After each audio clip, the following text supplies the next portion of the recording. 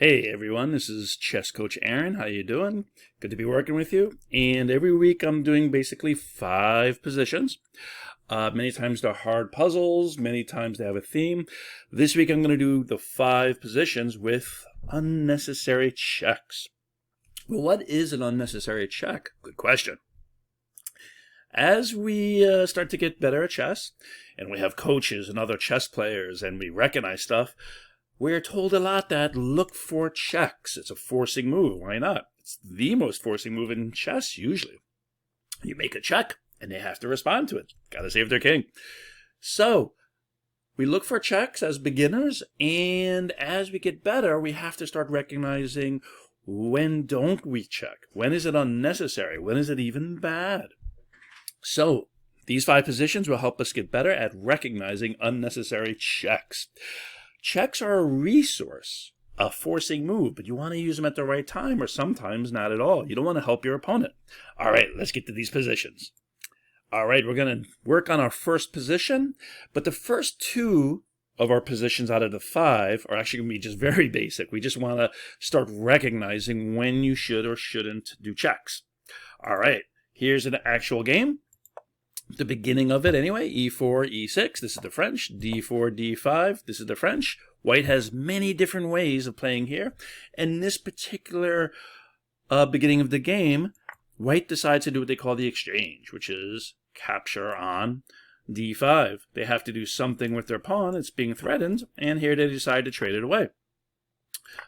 Now notice, it is now White's turn, and we're going to already get to our check. And the question becomes, is this good or bad? So like most of the positions we talk about when I do my 5 position videos, you really should pause and just think for a moment. So I'm going to give you 5 seconds to pause and you'll decide, is this a good or bad check?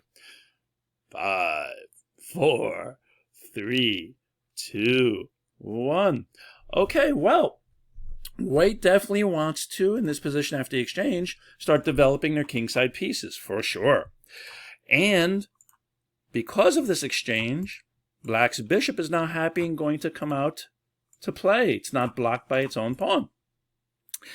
Many times in these type of positions, though, White and Black have a pawn in the center. They're both stuck in mud. They need a buddy. So many times, White will go to c4 or Black maybe will go to c5. The other options, which is also played a lot, is to support the pawns. And you make a pawn chain, and for Black this happens more often, make a pawn chain, right? By putting the pawn on c6, your d5 pawn is very strong. Now, if we go back to this check, right, you're getting a bishop out of the way, closer to castling, kind of makes sense, you're doing it with force, but this is actually a bad check. It's unnecessary because all you're doing is helping Black, actually. They're just going to play c6, at least that's what they should play. And they're going to get a very strong formation, a pawn chain. And their center is going to be on d5. It's going to be rock solid. It's like a rock. And our bishop has to run away. So this is actually just a waste of time and a bad check, an unnecessary check. In this position, White often will play bishop d3 instead, putting the bishop someplace that kind of has a lot of scope, a lot of strength. Again, closer to casting, so this makes a lot of sense. Maybe they'll play knight f3. Or many times c4, and it's this particular move from White that many times Black will respond, if not immediately, very quickly, c6. And that is to support that pawn in the center. All right, so that was basic and an unnecessary check. Let's go to position number 2. All right, game 2 or position 2 will also be a French. It's very simple to use a certain opening sometimes, and you don't have to know the opening, but we're going to talk about the ideas of the checks, good or bad. But the French has a lot of good examples. So, again, e4, e6, d4, d5. Here, White, last game they did the exchange, but they have to take care of this pawn. It's being attacked. Here they decide to keep going forward. This is the advance line and takes away square from this knight. So a lot of people play the advance variation. The most common response for Black is c5. They move the c-pawn forward to attack that center. They want to break down White's strong center and put some pressure on it. But like the last example, we had a pawn able to go to c6 and block a bishop check. So now it becomes in this type of position. Bishop b5 check. Now you're going to pause it and think. good or bad check. And now black doesn't have a pawn to go to c6, right? It's already on c5, can't go backwards. All right, 5, 4, 3, 2, 1. Okay. All right, well, here's where we start looking, as you get better at chess, at the pawn formation and good or bad bishops. Your pawn formations will usually tell you good or bad bishops. For example, if we back up before white's move and we look at the pawns that white's already moved, they're on dark squares. That means our light squared bishop is going to have good scope. It's going to have good directions and not be blocked by our pawns. This is now called our good bishop. Now, if we look at black's position, white pawn, white pawn, white pawn, most of the pawns so far are no light squares. Here's one dark. Could always go light also, probably not though. But this light squared bishop, these pawns are on light squares also. This is very hard for this bishop to become happy. This pawn structure for black means the light squared bishop is the weak one or not happy one. While the dark squared bishop, because most of the pawns are on light squares, and this one can move anytime it wants to, this is the strong bishop for black. And again, strong bishop for white. And even though this has good scope, this is considered the weaker bishop for white for the moment. Even though right now it has good scope, but it has pawns on the dark squares. All right, so all of that being said, bishop b5, not a good check because this is a very strong and good bishop for white. Does white want to trade a good bishop for black's bad bishop? This bishop is actually a bit of a headache in this type of position. The French player accepts that. This light squared bishop is going to be a headache. So what would white do here? Are they just going to run away because they don't want to trade their strong bishop for the weaker bishop? And if that's the case, all you did was help black make a free move. If you don't make this trade, and if you do make the trade, you're trading a strong piece for what we consider a weaker piece. All right. So those are two basic positions. Let's start getting to more complicated, spicy positions. Position number 3 coming up. All right, this position is going to start getting spicy. This is from a real game also. It's actually from a couple real games. And we're going to see the idea of a check being what we call a resource. Something you want to hold back in reserve and use perhaps at the right time. It's a resource. A check might get you out of a tough position because they have to respond to it. It might put your piece in a correct place. And it might just be a saving move. All right, let's take a quick look from this particular game. And e4, e6, d4, d5, more French. Here, white, again, we had the exchange. We go for advanced. Here, white just decides to protect it. And they put their knight on d2. This is called a Tarrasch. He used to play this a lot, so they named it after him. Black decides to take in the center. They had some choices. They could have applied more pressure playing knight f6 on the center. Here they decide to make an exchange. And they know that white's going to put their knight in the center. All right, let's see some moves. Boom. And now it's black's turn, and we're already getting to this moment of a check. We're seeing this a lot. Many beginners do this. They see the check. They realize, hey, I can get my piece developed is what they call it, right? And I do it by force. So why not check? And these are how beginners play. Many beginners see their king attacked and just say they have to move their king. When you first learn how to save your king, you learn to move it. And this justifies this check. White moved their king forward. Much less of a safe spot. Can't castle anymore. The king does not want to be in front of its pieces. All right, so that would justify the check. But let's get back to this. Is this a good or bad check? Well, we already saw the first two positions, all right?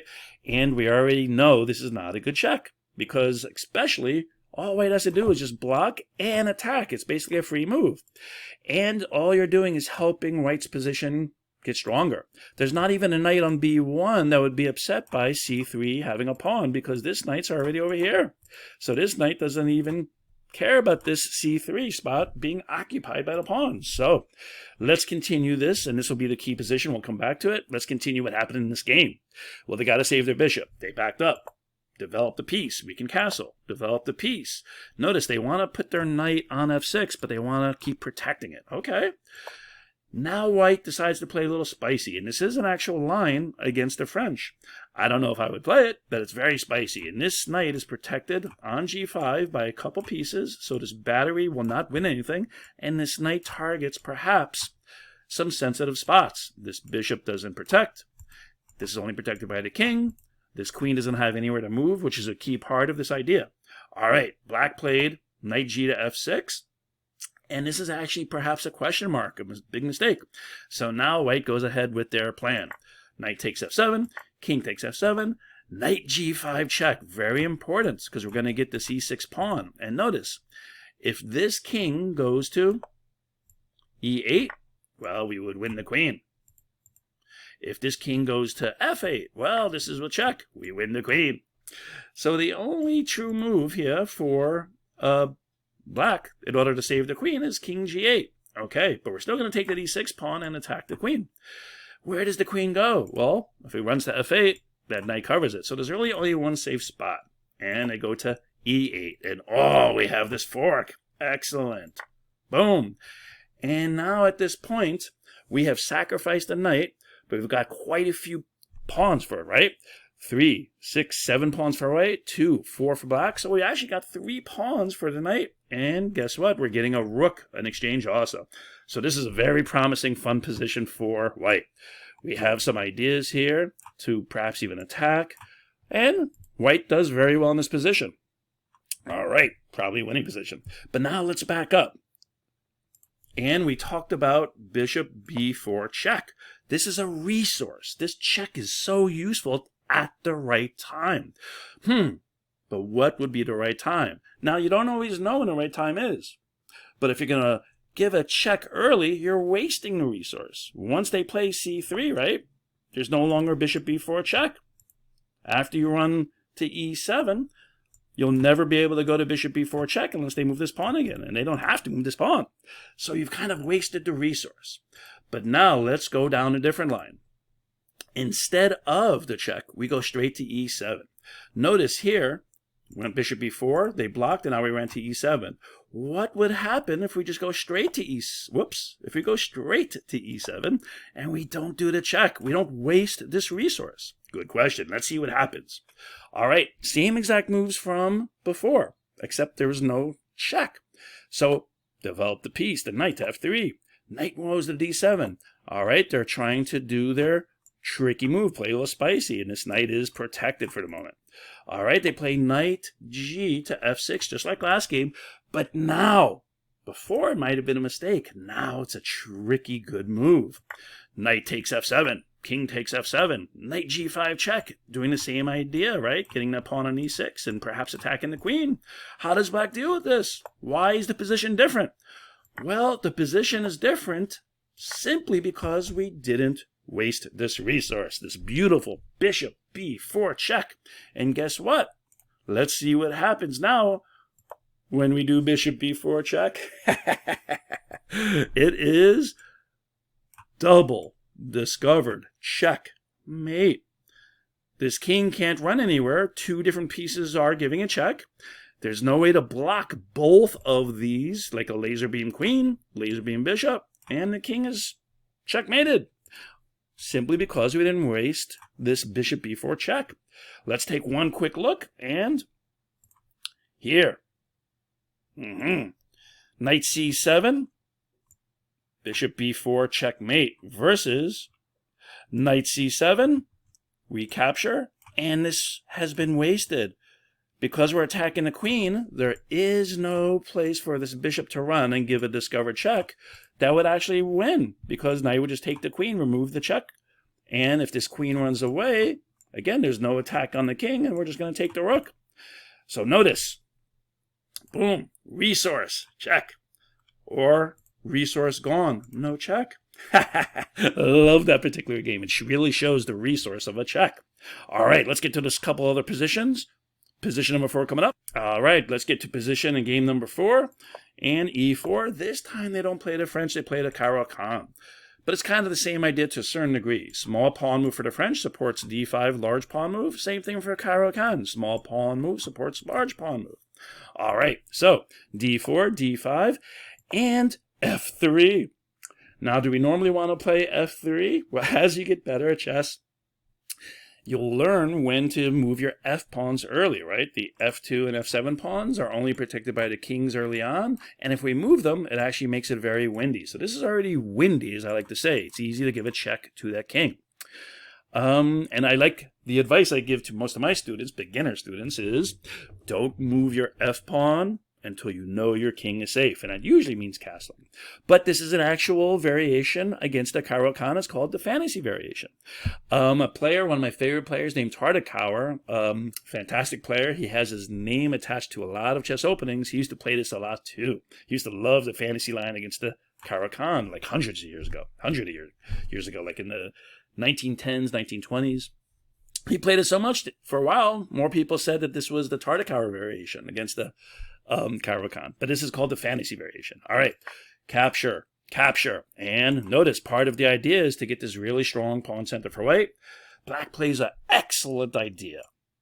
This e-pawn attacks the center. If they capture it, well, we've just unleashed the queen, and now because of the windiness, we can check and pick up their e-pawn. So their taking means we can get this on with check. Very smart.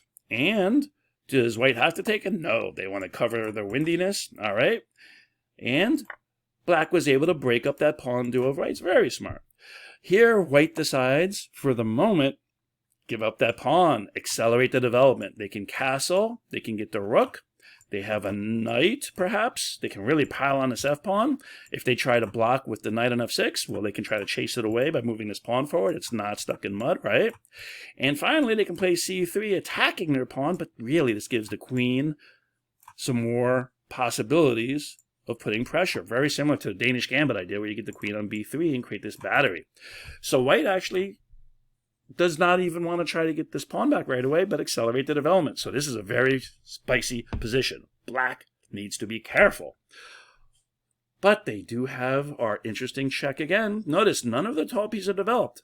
So, question is bishop b4 check good or bad? Or is it unnecessary? Pause this video and think about it. 5, 4, 3, 2, 1. All right. Well, this is a very, very spicy position. And at this point, black should really be a little nervous. It's almost like if you're Spider-Man. Those of you who know Spider-Man, raise your hand. And I love Spider-Man. What happens when danger's near him? Well, his spider senses start tingling. Danger sense. All right, something is near me, perhaps dangerous. And when you're playing chess, we should all have our spider senses tingling as soon as they start aiming for anything near a king, basically, but especially our f-pawn. So this bishop is already here. We know they can castle. As you get better at chess, you know about castling. And this rook will be on the open f-line. This is already a very strong idea. Now we're trying to disrupt it, I guess, by playing this check. But is this enough? Well, queen will be versus queen. If they block with a pawn, we can capture and maybe even make threats of check over here, right? Because they haven't castled yet. So black's probably thinking they're safe enough. But this is a spicy position. So spicy, I need to create another window. All right, so bishop b4 check and block. All right, we take. And if black can do a trade, not too bad. They're up 2 pawns, why not? But do they have time to make this trade? It's white's turn. They actually take here with check. And notice, this could be very strong, right? C takes b2, discover check, winning a rook and making a new queen. And I think black is relying on this as their idea. But let's see what actually happened. King takes. Queen takes. d8, what happened? Did black lose their queen? No, right? They thought ahead and said, I will take with discover check. This king goes to e2. Very clever. Get out of the way of the bishop. Don't even block. And they capture and make a new queen. And now, white basically has a forced win. They only made 2 more moves. And black resigned in this game. So, can you find the winning move? You could pause it again if you want. Or the winning idea, just for a moment. And they didn't actually get to checkmate in the game. They played 2 more moves and black just resigned because the game was basically over. So, if you want to pause it, go ahead. I'll give you 3 seconds. 3, 2, 1. Those are quick seconds. All right. So what happened in the actual game is, now that this king is just in a rough position, knight checked, covering these squares. This queen has too much going on here. So the king only has 1 square to go, and that's g6. And they could try to do other things like take a bishop. They could try to get this queen trapped, perhaps. But notice, black's pieces are very active, right? And this king is not exactly super safe. But right now, white's the one doing the attacking, and they have this beautiful check, light squares, and here, black actually gave up. which makes kind of some sense. If they go to h6, this discovered check is going to be way too strong. If they go to f6, and we can, let's go to a check, and this king will start coming out, and this is just going to be too quick of a checkmate, right? We have the bishop. We can still bring this rook over as needed to a couple different lines, and black saw there's no way really to escape, and they actually resigned here. But if we get back to the critical moment, and we talked about, is bishop b4 good or bad? It is unnecessary. And black should be thinking, even though they're up that pawn, not worried about the pawn, but getting development safely, getting their king safe. So the top three moves here are knight d7, kind of covering the square, bringing out the other knight, blocking this up perhaps. That way there's no queen takes here or bishop takes here kind of tricks. Knight f6, same thing, trying to get closer to developing, maybe attacking a pawn. And if they go forward, maybe jump out of the way, okay? And finally, protecting this pawn, not with your pawn, but with the piece developing. Notice that protecting with the pawn kind of plays into white's hands because white is much further along in development. All right, let's get to the last position, and let's finish up this video. I love this. And the last one is actually a very short position. All right, let's get to it. All righty, so let's see the moves. e4, knight f6, e5, attacking that knight, free move, why not? They put the knight in the center, and white played d4. White could play c4 to get another free move, but they decided to play d4, knowing they could still play c4 next and still get that free move. The knight is still on d5. Normally, black will now attack this center. You want to break it down if you're black. You let white kind of get it with a free move, right, the knight, but then you want to break it down and dissolve it. That's the most normal move. Here, though, black decided to play e6, making it so their bishop can come out. They know that white's idea is probably c4, more free moves, and they're thinking about the bishop going to b4 check, right? That way they can castle. They could still play d6 and f6, attacking that center in a moment. As long as they can castle and be safe, they think they're okay. And notice, if they think white is going to go to c4, which white did, the bishop on b4 means the pawn will not be able to go to c3 and block it. So that's exactly what happened. c4. And now the question becomes, is bishop b4, notice our theme, good or bad? Or unnecessary? Or fantastic and smart? All right, pause it. 5, 4, 3, 2, 1. All right. So here we have to start looking at the idea of threats. And they are attacking a knight. That's a threat. Now, do you always have to protect the threat or deal with the threat? Not always, because sometimes you can create a bigger threat. You attack my pawn, I attack your knight.